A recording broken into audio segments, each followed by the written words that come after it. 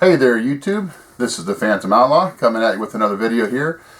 Today's video is going to be a little bit different. It's not so much a product review as it is, I guess, a discussion of number of products here for sure, but also an evolution of the products that we're talking about. As you saw from the title of this video, what we're talking about here are the Russian battle rifles basically of the last 120 or so years. Many of these are very familiar to you, so there's no surprises there. And I'm not here to try to give you information on a particular product as far as like a review on one rifle. I've done reviews on the Mosin Nagants before, and the other ones will eventually make this way onto some reviews as well.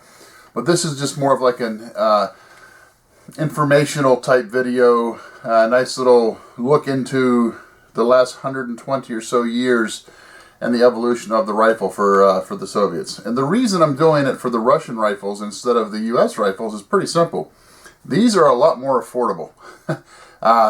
It's easy to stockpile a handful of these at a fraction of the cost for the American rifles. So that's why I've been intrigued by the Russian rifles for years and years and years. Certainly the AK-47 is a very well-known rifle. Everybody knows of it. They've heard about it. Maybe you don't know exactly what it is, but you certainly know of it. And then as I started getting more and more into shooting over the years, I learned more and more about the Mosin Nagants. Did a lot of research, a lot of studying. I learned a lot about them. Started buying them, finding out the different varieties, and really got intrigued by it. And then progressed through the SKS and the AK-74, etc., etc. So this video is more or less just like an introductory to those basic rifles. I am not an expert on these. I do not claim to be an expert. I'm sure, unfortunately, something I will say today will come across wrong to someone else, or maybe it will just be inaccurate information. To the best of my knowledge, the information I'm going to provide is accurate, but again, I am not the be-all, end-all expert on this. I have spent a lot of time researching these rifles. I've spent a lot of time learning about them, shooting them, becoming familiar with them, so I'm certainly not new to this, but there are those out there who are much more knowledgeable than I am. There are also a ton of videos out there on each of these different rifles, so this is not a video that's meant to show you something that you've never seen before. This is just a compilation of a number of different rifles. So bear with me as I go through this. I will do my best to keep it as short as possible. That's why I'm not going to spend this video doing reviews on each of these individual rifles. There's just not enough time that will be practical to do that. So we're going to kind of start from the oldest and move our way to the newest and go over some basics. If you've got any questions when we're said and done, like always, drop me a line in the video and I will do my best to get back to you as quickly as possible. So having said all that, let's go ahead and start this video off. And yes, I am going to use some cheat sheets. It's a big deal with all the different rifles we're talking about. So bear with me on that as well. All right. So when we go back to the beginning of this compilation, when this time period started, this is the late 1800s. The Soviets were looking for a new rifle, and I'm not going to get into the whole history of how the Mosin Nagant was created. There's plenty of videos out there on that. There's lots of information on the internet as well. But two developers, Mosin and Nagant, hey, figure that out, how about that, got together and designed a rifle that the Soviet Union, or back then Russia, adopted as its main battle rifle. There were all kinds of issues about who got credit for what and who designed this and who stole this design from someone else, etc., etc. That's not what we're here to discuss today. What we're talking about is the Mosin Nagant and many of its forms here. So the Mosin Nagant was the main battle rifle from 1891, a long time ago, all the way through 1945. Now there were a bunch of different versions and varieties of the rifle during that time frame. We'll get to some of those here in a moment. So the Imperial Russian Army adopted the Mosin Nagant, or the three-line rifle, I believe, is one of the formal names that it first went by, in 1891. There have been some 37 million rifles made in this family. Now, not of one particular version, there are several of them, but combined it's about 37 million rifles. That is a lot. It's the most produced bolt-action rifle that's ever been made. Many of these rifles are still in use today in different parts of the world. They don't have to be refurbished or reconditioned or re-arsenaled or any of that stuff to be effective. They can still be pretty effective. And when we go through and talk about some of these, you'll see how they get to be that way. But they are still in use. So of the regular Mosin Nagant series, there are 8 of the series, and we'll go from oldest to most recent. The Mosin Nagant M91 was the one that first was introduced in 1891, hence the name. Then the Mosin Nagant M91 Dragoon, the Mosin Nagant M07 Carbine, Mosin Nagant 9130. Now the 9130 is the one that most of us are very familiar with. 9130, what that nomenclature represents is its model year 1891, which is the 91 part when it was first designed. And then the 30 comes from 1930 with that most recent revision of the rifle. So the Mosin Nagant 9130 is by far the most commonly produced and common Mosin Nagant that most of us are ever going to come across. There are many other versions, but they're more rare. So the 9130 is the most common. After that came the Mosin Nagant 9130 PU Sniper. The sniper rifle, as I understand it, the way they were first produced or selected, they took the most accurate of the standard production Mosin Nagants, and then they modified the receiver a bit to be able to hold a mount for a very basic 3x scope. They changed the bolt handle, elongated it, and bent it down so it wouldn't interrupt its function, and those became the sniper rifles with a different scope on it. Then the Mosin Nagant M38 Carbine, the Mosin Nagant M44 Carbine, and the Mosin Nagant M59 Carbine. Now those last 3, the Carbine series, the 38 Carbine, when it came out, the really only difference between it and the 44 is the 38 did not have a foldable or collapsible bayonet on it. The M44 did. Some of the M44 stocks, they used the M38 stocks, and then they would have to, and we'll get to this in here in a moment, but through this area here, they would have to do some cutouts to allow space for the bayonets. There's all kinds of deviations of that variation. That's kind of confusing. And then lastly, another version that's really not one of the 8 series of the Mosin, but it's one that has to get mentioned, what were called fin captures or finish captures. And when we say finish, we're not talking about the wood or the shellac or the stain or any of that. What we're talking about is from the country of Finland. There were several conflicts, civil wars, wars of independence, whatever you want to call it, between Finland and Russia through the early part of the 1900s. And Finland, they captured, well, first of all, when they were still part of Russia, they were issued these rifles. They captured a number of them during these conflicts. They bought some from other countries who had some, and they reconditioned or refurbished or re-arsenaled. They did a bunch of their own work to them. And they slightly altered the rifle in a very small way. Many people believe that the Finnish capture Mosins were the most accurate of all of the Mosins because of the adjustments and the tweaks that the Finns did to them. There are a number of different versions of them, and what's unique about the Finn captures, the receiver may be stamped one year, the tang may have a different, it's all over the place. Some of these rifles that were Finn captures were Mosin Nagants that were made in 1900 or 1905 or 1926 or all kinds of different combinations. So you'll see some different type of hodgepodge combinations on some of them. They also developed one of their own little stocks, like they call it the M28 Finn capture. That was a carbine version of the Finnish capture. They had like a little nub coming down, and this part of the stock, like a little pistol nub hanging down, a little bit unique there. You won't find too many of those around either. So the Finnish capture Mosins is a whole other series. And again, I'm not going to get into a whole lot of details here, but just want to mention the different types of Mosins that were out there. All right, so moving on.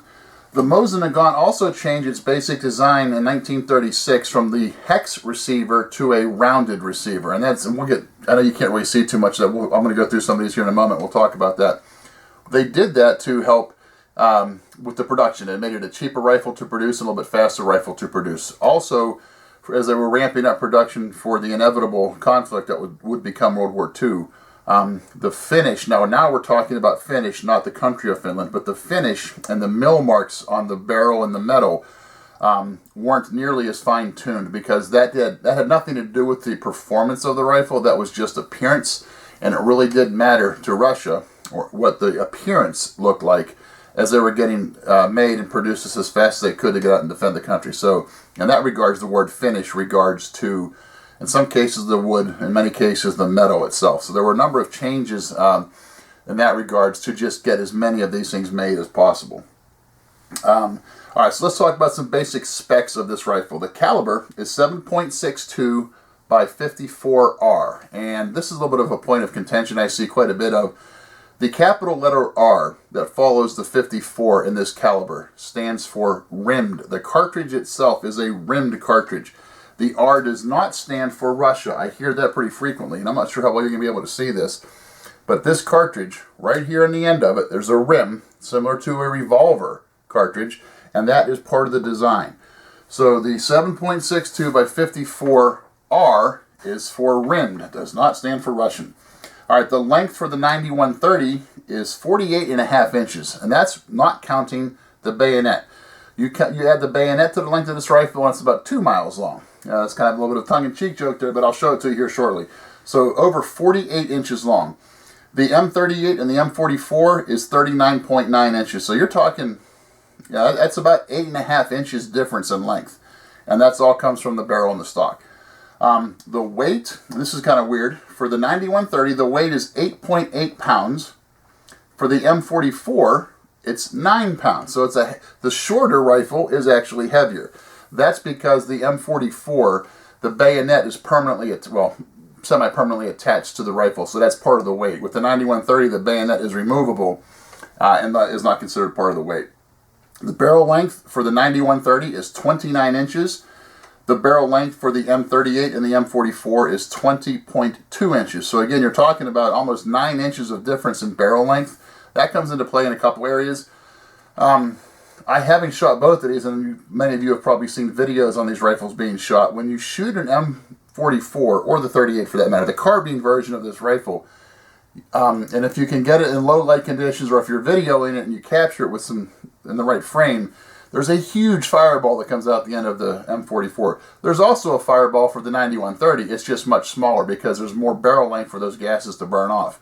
And the M44, though, it's a very big, it's probably 18 to 20 inch, or maybe even more fireball at the end. So it's fun. It's kind of scary for the first time somebody encounters that if they're not sure what you're shooting. It's this big orange poof come out the end of it.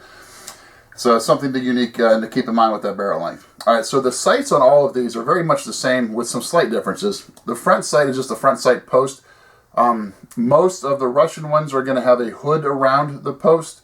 The finished ones are going to be, there's a couple different versions. They're not shrouded. There's no hood on for the most part on the finished ones. The rear sight is a graduated type scope, type sight. For the 9130s, for the longer rifles, it's from 100 meters out to 1,000 meters. And for the 38 and the 44s, it is 100 meters out to, I believe it's either 600 or 800, depending on which version you get. And in some cases, they're using the same sights that were on the 9130, so they just use a grinder to grind off those last couple numbers. The M38 and the M44 was a kind of a hodgepodge kind of collection as well in some regards, because some of those rifles, it seemed like, and there's really no way to verify any of this anymore, but there are those who believe that the early versions of those, they just took the 9130 and cut the barrel down, and then put the sight back on the front and then re-engineered, the stocks and whatnot. And you'll see some different butchered up versions of those if you spend enough time looking online. So some unique stuff there. All right, so that's the basic specs for the Mosin Nagant. They are all box magazines that are loaded from the top. They are not removable magazines, and they hold 5 rounds. It's a bolt action rifle, so it's not semi-automatic. It is still a slow rifle to shoot. But again, this rifle entered production and was adopted into service in 1891. It's a long time ago. All right. There were kind of unique little bit of tidbit here. There were about 3.3 million Mosin Nagants contracted by Russia to be made here in the United States in 1916. New England Westinghouse was one of the companies, and Remington Arms was the other company. They were each making about 1.5 or 1.8 million versions of these rifles. But then there was this goofy little thing going on called the Russian Revolution. And because of that, the rifles were never paid for and they were never delivered. So there's, you got about 3 million plus of these rifles that were floating around out there, which may sound like a lot, but in the grand scheme of things, they really weren't that many. They were used for all sorts of different things, for drill, for ROTC units, for target practice, the civilian arsenal program, something like that. I forget exactly what that's not right, but it's something along those lines. And those rifles are harder to come across. They're more expensive because there are many fewer of them, but there are some of those out there. All right, we talked about the bayonet a moment ago. We're talking about that a little bit longer here. There are many people who believe, and again, there's really no way to formally prove or disprove this, but many people believe the Mosins were optimized as far as accuracy goes with the bayonets deployed. In other words, with the bayonets attached to the rifle, or in the case of the M44, extended. The harmonics of the barrel, the accuracy was optimized with those bayonets affixed and attached.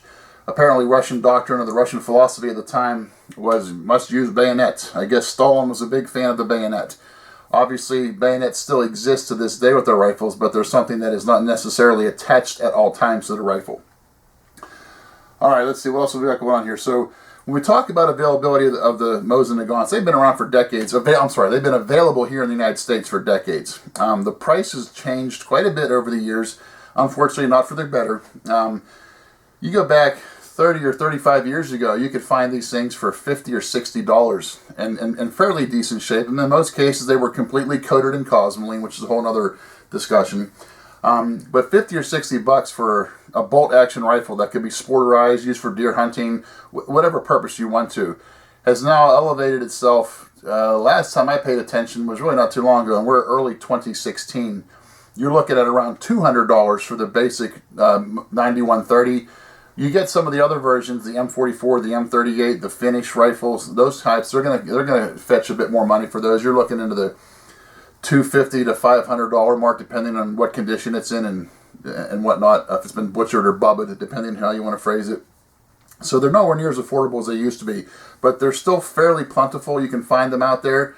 There's lots of other videos out there to tell you what to look for when you're selecting a Mosin. If you're going to go buy one, make sure you check out some of those videos. Read up on them, find out the things to be aware of when you're selecting one. You should be able to get yourself a pretty decent one. All right, so that's the Mosin Nagant line. I'm gonna go once we just discuss all these different rifles real quickly. I'll go through and show you each of these. The next one to come along, they replaced these. Also, the Mosins lasted until 1945, the end of World War II.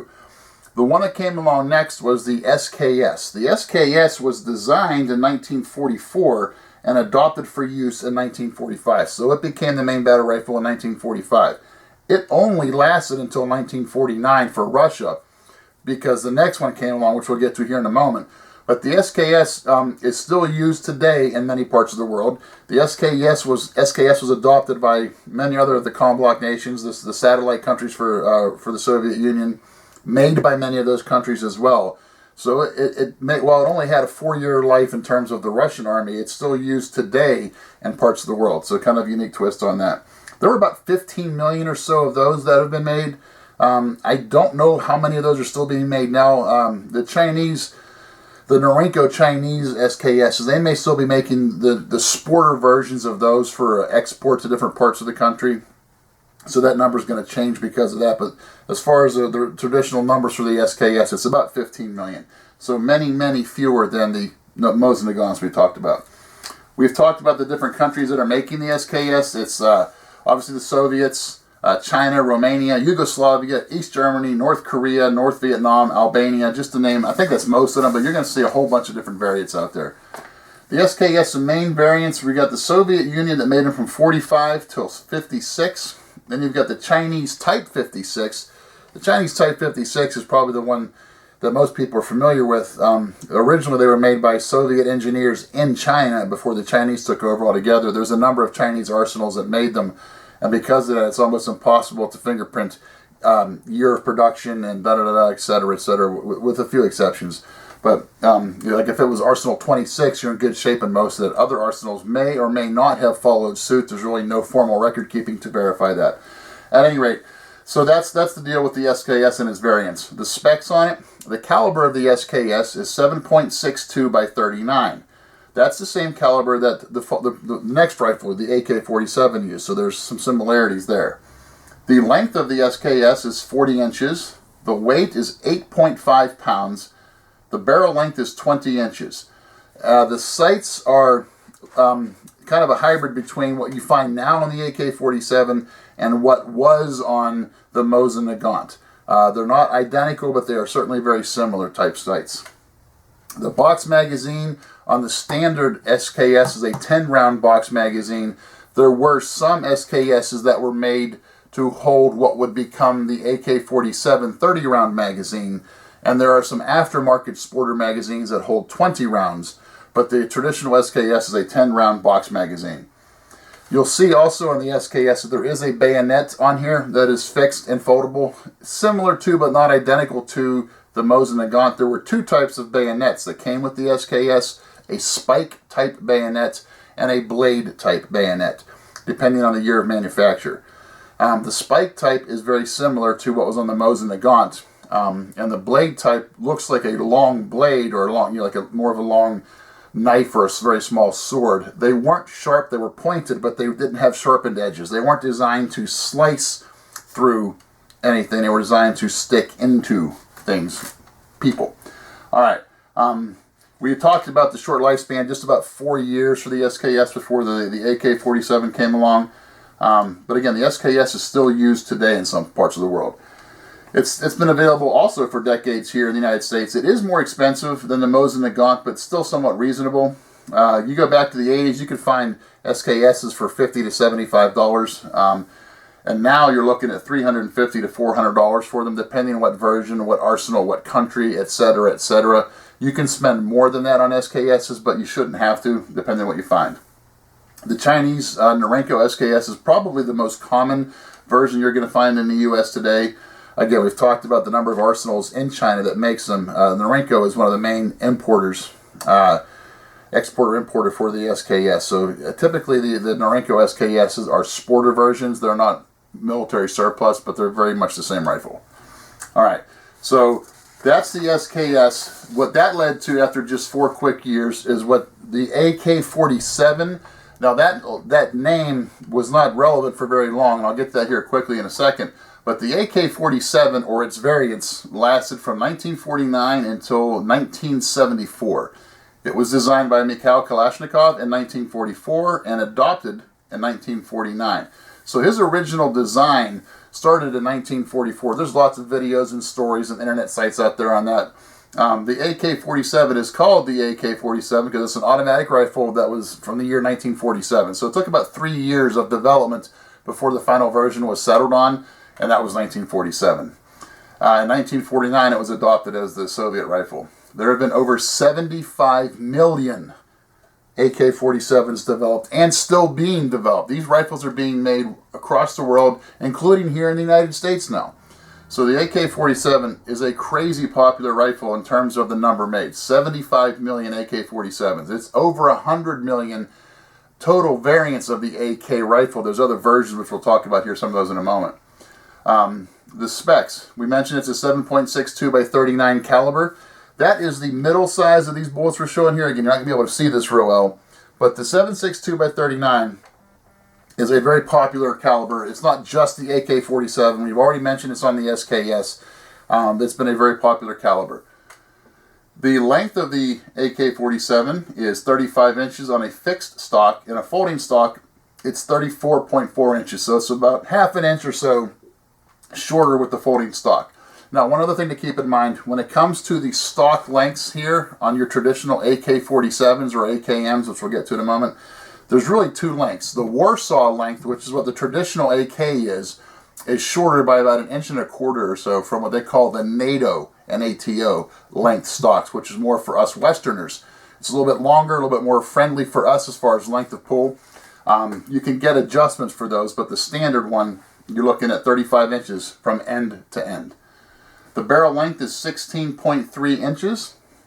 The weight without magazine is 7.7 pounds for the AK-47. The AKM, which came along a little bit later, is about 6.8 pounds, so it's almost a pound lighter, which is pretty significant. Detachable magazine, so for the AK-47, we're talking about this magazine right here, banana clip style magazine. It's a 30-round detachable magazine. Now, yes, there's all kinds of aftermarket ones. There's 45 rounds, there's 60 rounds, there's 90 rounds, there's drums, there's barrels, there's this, there's that. That's not what's standard. So in this regard, we're just talking about what's standard for these rifles. We've already talked about the sights on the AK-40 as the SKS. The sights on the AK-47 are very similar to the SKS, which was just slight upgrades from the Mosin Nagant. So we're still very similar sights. All right, so the variants on the AK-47, goes as this. From 1947 until somewhere in the mid to late 50s, you had several different versions of the AK-47. Some had stamped receivers, some had milled receivers. There was this, there was that, there was all kinds of different chrome line barrels, non-chrome line barrels, a number of different changes, but the same basic rifle. Then in the late 50s, there were some changes that came along. The slant muzzle brake came on the front, a lighter weight receiver, modernized production, and that became so that the AK-47 at that point no longer existed. The ones were being made were called AKMs, which AK modern or AK modernized. So for most of us, what we see here in the States, what we're buying, even the surplus rifles we're getting a hold of, are basically AKMs. They're the modernized version. They act and look very much the same. They're lighter weight. They have the slant muzzle brake as a traditional style muzzle brake. They are pressed receivers. So it's a more simple version, I guess, from the original one. We've talked about all the different varieties that have existed, different arsenals, the different countries that make these. And I'm not even going to try to list them all. If it's a communist country, there's a good chance they made some version of their own AK-47 or AKM. For the most part, they were very much the same with slight differences. Yugoslavia, or the Yugos, which is now the Zastava AKs, were slightly different. They had two different versions. The receiver, the stamped receiver, was a little bit thicker metal on some of the original ones. The dust cover attached with a second push pin you had to release. They had grenade launcher sights that would flip up on the front, and that's the grenade launcher aspect of it is why the other changes were there. It was a heavier duty receiver. It had two pins for the dust cover because of the additional jolt or recoil that was associated with the grenade launcher part of it. The furniture fits slightly differently on the Yugo versions. So slightly different versions with that. Then you've got all your other higher end. You got your Segas and your Arsenals and all kinds of different types there, depending on if they're Bulgarian made or Russian made, and all over the place. So I'm not going to get into all those differences. You can find that all on the internet. But that's how that family progressed. So the AK-74 has been around since 1947. I'm sorry, the AK-47 has been around since 1947 in either variety as the AK-47 or the AKM. What it progressed to in terms of cost, I'm not sure what these cost when they first started coming to the U.S. market, but now you're finding them for anywhere from below $500 to over $2,000, and that's a huge swing. The causes for all those swings, just like the other ones, depend on what country are they manufactured in, what arsenal were they manufactured in, are they stamped receivers, are they milled receivers, are they chrome line barrels or non-chrome line barrels. All kinds of factors come into play there. And there's a lot of videos out there and websites that will teach you what to look for in terms of the AK as a quality product versus an inferior product. The Romanian Wasser, it's W-A-S-R, I forget what it stands for. It's Romanian for something, so forgive me for not understanding that. The Romanian Wasser has been around for a long time. And many of those versions have been imported both as surplus rifles as well as sporter versions. The Wassers had a bad reputation for a long time for being lousy rifles. The build quality was poor, the front sights were canted, the rivets were poorly installed. There was just all kinds of problems. And there's a lot of validity to those concerns. Again, you watch these videos or read the articles, you'll find out what to look for and what to be aware of. But the most recent Romanian washers to be imported so I don't know exactly when it started, sometime in the 2000s. There were brand new builds that were made for sporter versions. This one right here happens to be a Romanian Wasser. It's a very, very good quality Romanian Wasser. There's nothing wrong with any of the rivets. The front sight is perfect. It's a great build, great shooting rifle. So what used to be one to avoid buying became one that was kind of desired because you're still saving money. Well, I don't know what it costs now, and we'll get to that why in a minute. But a few years ago, you could find them for $475 to maybe $550, depending on where you found them. And if you got one of the new ones, you were getting a pretty solid rifle. However, recently, you can't find the Wassers anywhere. That's because Romania, the arsenal over there, they're being contracted to sell their rifles to militaries. So they have to fulfill those contracts before they can sell to us over here in the States. So you're having a real hard time getting a hold of the Wassers, at least in early 2016, late 2015. They're very difficult to come across. So they used to be a pretty good value, not quite as much now. And then you've got, again, different builds, the Segas, the Arsenals, a couple other real high quality ones. Even the Yugos aren't too bad. So you've got a number of different AKs out there, just depending on what you're looking for, to figure out what one is most desirable for you. All right. One other part of the AK-47 that became a big deal, the defining characteristics, if you will, of what makes an AK-47, it's real simple. It's simplicity and its dependability. Those two things combine to make the AK-47 a very easy and affordable choice for insurgents worldwide. I read that quote somewhere. I think it's kind of spot on. It's a very basic rifle to maintain. It's the fit and finish. The tolerances are somewhat looser than most of us would be expecting. That's what makes it desirable. You've all heard stories about you can go out in your backyard and bury an AK-47, come back a year later, dig it up, give it a couple shakes, put a magazine in, pull the trigger, and you're going to get a bang. And while that's true, there's a price to pay for that. And because of those looser tolerances, the price that you end up paying is accuracy. We've all heard stories about AK-47s being notoriously inaccurate. They say you may not be able to hit water falling out of a boat with one of those things, or all kinds of other silly stories about them. Well, having spoken to people in the know, for lack of a better term, people that are aware of what the AK-47 is designed for, it's not an accurate rifle in terms of long distance shooting. It's designed to lay down a lot of lead downrange very quickly and basically keep the opponents, the opposition, keep their heads down, keep them behind cover, keep them not paying attention to what you're doing. So the AK-47 is not the most accurate rifle, that's no mystery, but it does what it does, and it does that very well. So that's what the AK-47/AKM was and is. Now, starting in the late 60s into the early 70s, Russia, the Soviet Union, was very much aware of what the U.S. was using in Vietnam. This tiny little bullet from this black gun called the M16 evolved into the AR-15, etc. A whole different type of caliber. The small 5.56 round was much smaller than the 7.62 by 39. And Russia paid attention to that. So they were already considering making changes or upgrading the AK-47 because we're already 20-some years into its lifespan. So they got Mikhail Kalashnikov back involved again, and they came up with a new rifle, a new caliber, a new design that borrowed very heavily from the AK-47, and that became the AK-74. Anyone want to guess what year that rifle was introduced? So the AK-74 has been the Soviet rifle since 1974. Good guess.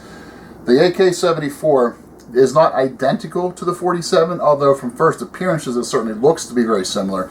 And there are many parts that are the same, but it is a different rifle. The basic properties are the same. The way that it operates, the way it shoots, the way it breaks down, very much the same. But as I start going through some of these numbers here, you'll start recognizing some of the differences. So the AK-74, there have been over 5 million of those made. And in 1991, there were revisions to that rifle to modernize it. And it is now referred to as the AK-74M. So while the AK-47 became the AKM, or modern AK-47, the 74, when its modernization, is just called the AK-74M. It's confusing. Those numbers are very similar, aren't they? All right. So the AK-74 and the AK-74M is a 5.45 by 39 caliber. Why does that sound somewhat familiar? Well, think about the M16. It shoots a 5.56 by 45.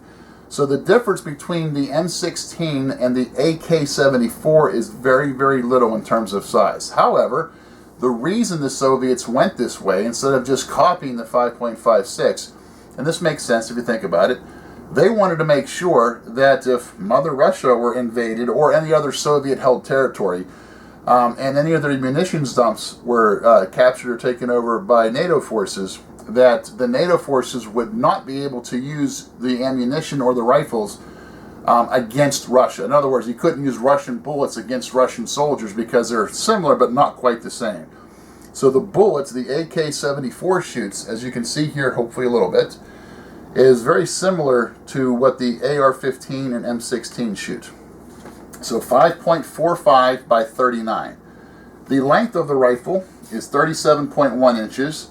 The weight without a magazine is 6.8 pounds. So it's very similar to the modern version of the AK-47. The magazine is also a detachable 30-round magazine. Again, they look very much the same. If you look at these two magazines, you're going to see a lot of similarities, but they're different calibers, so they're not identical. First of all, the AK-47 magazine is much more of a banana clip shape, and that's to account for the additional width of the round, whereas the AK-74 magazine looks much more like your AR-15 magazine because it's a smaller bullet. The barrel length on the AK-74 is 16.3 inches, also again very similar. We've talked about the different variants. One variant we didn't really talk, or a couple variants we didn't talk about with the AK-47. They did have a lot of these, the side folding stocks, the under folding stocks. Those are all varieties that came along with the AKM version, and those continue to evolve with the AK-74.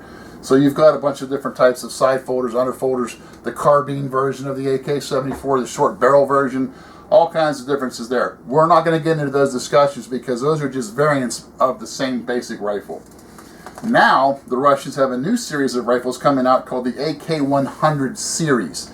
There's the 103, 105, 107, a couple different names like that. And they're going to be chambered in different calibers. One of those calibers will be the 5.45 by 39, just like the AK-74 is. Another caliber will be the 7.62 by 39, the same caliber that the AK-47 is. Another caliber is the 5.56 by 45 NATO. Yeah, the same caliber as the M16 or AR-15. So those are some of the new Russian rifles. That is the AK-100 series. They're being developed now and introduced now. I'm not sure if those are going to be exclusively adopted for the Soviet military, if they're going to stay with the AK-74M for a while. We'll have to wait and see on that. So what's the difference from the AK-74 versus the AK-47 other than the different sized bullets? Well, we already talked about the mechanics being very similar. The main difference is the bullet. What's the advantage of the newer bullet? Because the AK-74, if it wasn't a better rifle, they wouldn't have adopted it. What they liked about with the AR-15/M16 caliber, the 5.56, what it offered, and a smaller projectile, it's faster, it's a flatter shooting round, much more accurate. The way it tumbles in soft tissue, which is a person, does a lot of damage also, just like the 5.56 round does. So there's a lot of things about the AK-74 that was very appealing to the Russians. Similar to the AK-47, the AK-74 is made by a bunch of different countries. And there's different arsenals that make them. There's different quality levels that come out. You've got the same type of countries that make the 47 that make the 74 now. Bulgaria, Romania, obviously Russia, Albania. We no longer have an East Germany making it, but you're probably going to find some different versions coming from other parts of Eastern Europe as well. So the 74 has been available to the U.S. market for over 20 years now. I don't know where it started out price point wise, like everything else, so it has continued to go up. So the AK-74 cost wise is going to vary between $6-ish, being at $575 to $600, up to, surprise, over $2,000. Again, depending on where it's made, what kind of features it has, what arsenal was produced in. So like anything else, the better the product is, the more money you've got to pay for it. Alright, so that's a quick rundown of the differences here. Now I'm going to take a few moments just to kind of go over some of these rifles so you can get a little bit better idea of what we were talking about. We're going to start here. This first one we're going to look at here real quickly. This is a Mosin Nagant fin capture. You'll see the front sight post is a single post. That's one of the things that helps identify it. This rifle, other than taking the cosmoline off of it and cleaning it up, I have not changed anything on this rifle. The other Mosins, I have refurbished or refinished the wood. You'll see that. This one here is a 9130. This is, I'm sorry, go back to the fin one. The receiver is stamped 1940 on this one. Some of the other features on it, where the sling attaches, the different ends of the top handguard, it's a mismatch of different types of years, so it's tough to pinpoint. This 9130 is stamped 1943, which was the year that the most Mosins were made. This does have a tradition. This is an actual Russian canvas sling. I doubt if it's from the 40s, but it's possible. You'll see here in the end that the bayonet is attached to this one. Again, I don't know if you can see that big goofy looking bayonet there. that is a spike bayonet, and it does add about 16 or 17 inches to the length of the rifle. So this is a very, very long rifle. So this is a regular 9130.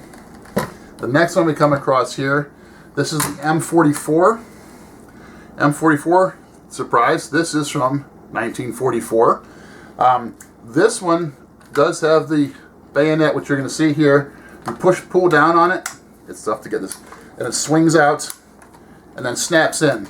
And it's going to be the same type of bayonet. It's the spike bayonet that was on the 9130. This one is a little bit shorter because it's a carbine rifle. So it doesn't add quite the same length, but you're going to see it is the same spike type bayonet. And it does add quite a bit of length to the rifle. And again, according to the various stories, the harmonics of the barrel makes it more accurate with that bayonet deployed. The next rifle we come across here, this is an SKS. This is a Chinese Norinco. This also has the same style of bayonet on the bottom here. Flip it out. You can deploy it. It's also the spike type bayonet. The blade bayonets, I believe those are primarily Russian. You're going to see the spike type bayonets on the Chinese, except for the very early Chinese SKSs that were first made by the Russian engineers. So this is your Type 56 SKS. Next one we're going to come across here. This is the Wasser AK-47, or actually AKM. I'm not sure exactly what year this was made. I think it was 12 or 13. You're going to find this has a very clean front sight. It's got the slant muzzle brake attached to it, which is the traditional. It is removable. It can be replaced with any other type muzzle brake you want to go with. So this is the Romanian Wasser 10. The next one we're going to look, actually before we get to this, one other one I want to show you here real quickly. This one here is a Century Arms C39 V2. What does all that mean? Well, Century C39 series are all American made. Every single piece on this rifle was made in the United States.